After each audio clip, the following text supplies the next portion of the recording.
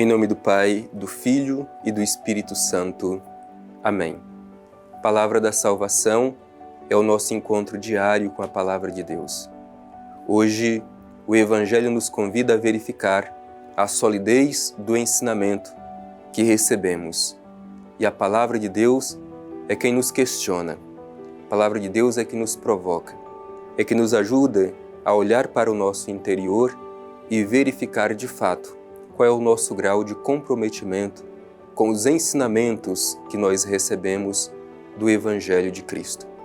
Por isso, meu irmão e minha irmã, aproveitemos esta oportunidade que nós temos. É um tempo precioso. É motivo de alegria para nós acolher a Palavra de Deus e deixar ela crescer e produzir frutos na nossa vida. De coração aberto, acolhamos a Palavra de Deus.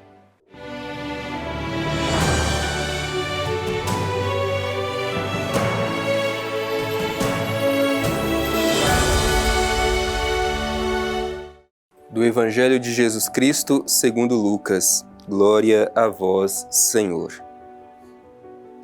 Visto que muitos já tentaram compor uma narração dos fatos que se cumpriram entre nós, conforme nos transmitiram os que desde o princípio foram testemunhas oculares e ministros da palavra, a mim também pareceu conveniente, após acurada investigação de tudo desde o princípio, escrever-te de modo ordenado, ilustre Teófilo, para que verifiques a solidez dos ensinamentos que recebestes. Jesus voltou então para a Galileia com a força do Espírito, e sua fama espalhou-se por toda a região circunvizinha. Ensinava em suas sinagogas e era glorificado por todos.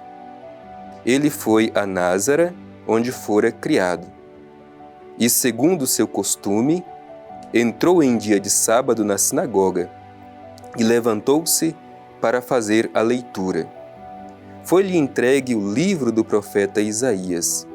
Desenrolou-o, encontrando o lugar onde está escrito: O Espírito do Senhor está sobre mim, porque Ele me consagrou pela unção, para evangelizar os pobres.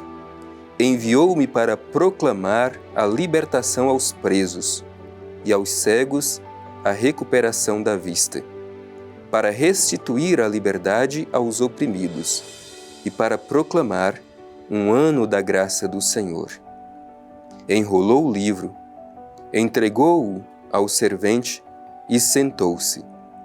Todos na sinagoga olhavam-no atentos. Então começou a dizer-lhes: Hoje se cumpriu aos vossos ouvidos essa passagem da Escritura. Palavra da salvação. Glória a vós, Senhor. Meu irmão e minha irmã, hoje ouvimos esse trecho bonito do Evangelho de São Lucas. Liturgicamente, este Evangelho é contextualizado no terceiro domingo do tempo comum. E esta mensagem ela é muito importante. Primeiro, nós temos aqui os versículos iniciais do Evangelho de Lucas, que mostra qual é o projeto deste Evangelho. Por que Lucas escreveu este Evangelho? Primeira coisa que os versículos iniciais nos ensinam é que Lucas tem consciência de que já haviam outros escritos sobre o que Jesus realizou, sobre a vida de Jesus. Mas que este Evangelho foi escrito com um propósito muito claro. E é por isso que a gente, quando lê o Evangelho de Lucas completo, a gente vê claramente este propósito de Lucas. Então ele tem consciência que muitos já escreveram sobre os eventos relativos a Jesus. No entanto, ele considera importante escrever mais uma vez com acurada investigação. Por isso que nós temos aqui verdadeiramente uma obra teológica muito bonita e fantástica construída por Lucas. Por quê? Porque ele fez uma acurada investigação de tudo o que aconteceu com Jesus. Portanto, diz o Evangelho, uma acurada investigação de tudo, desde o princípio, e escrever-te de modo ordenado. E, de fato, o Evangelho de Lucas é muito organizado, tanto que o Evangelho dedica muito tempo para falar da infância de Jesus e desenvolver o seu Evangelho de uma forma bem ordenada. É um Evangelho muito pedagógico, vale a pena fazer uma leitura de todo o Evangelho de Lucas. E depois diz que Lucas escreve ao ilustre Teófilo. Aqui pode ser realmente uma pessoa chamada Teófilo, mas é significativo o significado deste nome. Teófilo significa o amigo de Deus. Portanto, Teófilo pode ser cada um de nós, pode ser eu e pode ser você, o destinatário deste Evangelho. Com que objetivo? Para que verifiques a solidez dos ensinamentos que recebestes. Qual é o critério que nós temos para verificar a solidez do ensinamento que nós recebemos? O critério que nós temos é comparar o modo com que nós vivemos com aquilo que diz o Evangelho. Então, esta é a colocação inicial do evangelista Lucas para mostrar qual é o projeto do seu Evangelho. Logo em seguida, a gente passa ao capítulo 4 do Evangelho de Lucas, que vai mostrar o projeto missionário de Jesus, o seu programa de vida. E é importante a gente recordar que Jesus, tendo um projeto de vida, também nos questiona pelo nosso projeto de vida. Nós temos clareza do nosso projeto de vida, de onde nós queremos sair e onde nós queremos chegar. Quais são os objetivos da nossa vida para que a vontade de Deus seja realizada? Diz o Evangelho, Jesus voltou para a Galileia. É importante que esse trecho do capítulo 4 do Evangelho de Lucas é logo após ele ser batizado no Rio Jordão e ir para o deserto e ser tentado pelo diabo. Então ele volta para a Galileia, que é uma imagem muito bonita, ele volta às suas origens. E é ali, nas suas origens, que Jesus começa a sua vida missionária. Ele volta com a força do Espírito e a sua fama se espalha por toda a região circunvizinha. E o que fazia Jesus? Ensinava em suas sinagogas e era glorificado por todos. Jesus é apresentado no Evangelho como o grande mestre, aquele que ensina as coisas relativas a Deus, as coisas relativas ao Divino Pai Eterno. E aí, diz o Evangelho, ele foi a Názara, onde fora criado, e segundo seu costume entrou em dia de sábado na sinagoga e levantou para fazer a leitura. E aí Jesus toma um texto muito importante do livro do profeta Isaías, e esta proposta do profeta Isaías se encarna na própria vida de Jesus. Este é o programa de vida de Jesus.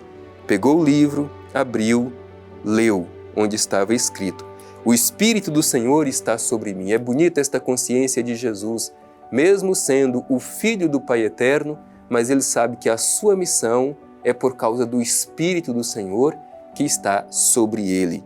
E ele me consagrou pela unção. Consagrar significa reservar, colocar à parte. Portanto, Jesus tem esta consciência de ser alguém separado, colocado à parte para uma missão. E diz o Evangelho, consagrado pela unção. A imagem da unção também é muito importante. Os antigos soldados faziam esse gesto de se ungir, porque era símbolo de força para ir para a batalha, para a luta, para a guerra. Nós também fomos ungidos pelo batismo. E o símbolo é justamente este, de força para que a gente possa ir para o mundo para realizar a missão que o Senhor nos confiou. E aí diz claramente qual é o objetivo desta consagração: para evangelizar os pobres, para proclamar a libertação aos presos, a recuperação da vista aos cegos, a liberdade aos oprimidos, para proclamar o ano da graça do Senhor. Este é o projeto de vida de Jesus: ir ao encontro dos mais fracos para dar-lhes a liberdade, para tirar deles a opressão e mudar as suas vidas. E o finalzinho do Evangelho é muito bonito, porque Jesus se senta e diz aos que ali estão: hoje se cumpriu aos vossos ouvidos esta passagem da Escritura. Isto é, aquilo que disse o profeta Isaías, Jesus diz: isso se tornou realidade hoje na minha vida.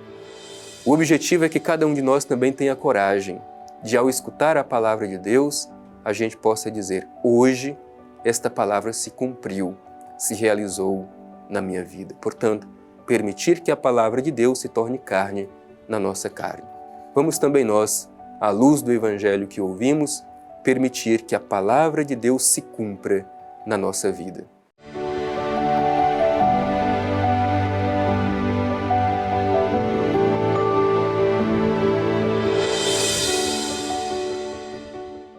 O Evangelho de hoje nos fala de solidez dos ensinamentos que nós recebemos sobre o Evangelho e também nos provoca a nos perguntar pelo nosso programa de vida, uma vez que a gente viu o programa de vida de Jesus. Precisamos estar em intimidade com o Pai Eterno e pedir a Ele o dom do discernimento, para que também nós possamos construir o nosso projeto de vida. Por isso vamos nos dirigir ao Pai Eterno e fazer a nossa oração cheios de confiança.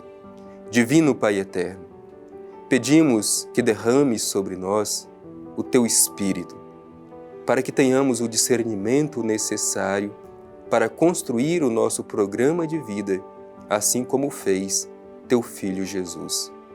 Que a Palavra de Deus seja o alicerce, o fundamento da nossa vida.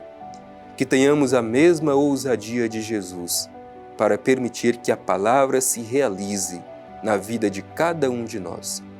Obrigado, Pai Eterno, por estas palavras de encorajamento, de ânimo e de esperança que hoje ouvimos no trecho do Evangelho.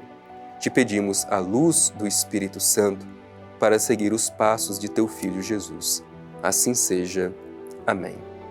O Senhor esteja convosco, Ele está no meio de nós. Abençoe-vos o Deus Todo-Poderoso, Pai, Filho e Espírito Santo. Amém.